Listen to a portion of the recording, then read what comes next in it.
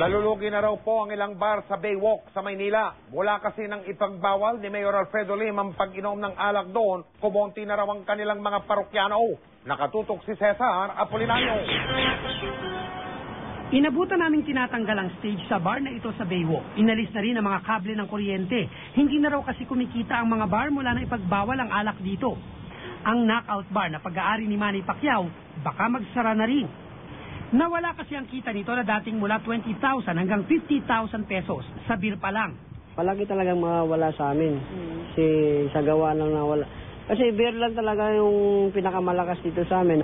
Si James Dizon, caretaker ng isang cafeteria, tinapay at soft drinks ang ibinebenta niya.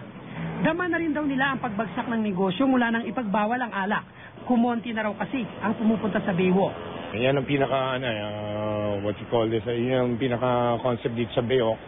Like what I said, 24 hours nga kami, and then some of the people that comes from the band, after the bands, they come here, they just have coffee.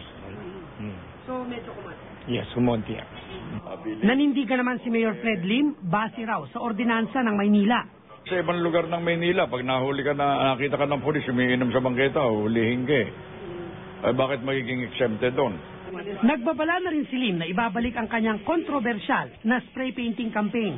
Umani noon ang batikos ang ginawa ni Lim na pagpipintura ng iba't ibang katagang nagbabansag na ang isang bahay ay tirahan ng drug pusher. Kaya naman ang mga residente ng Mamukod Compound sa Tondo nababahala.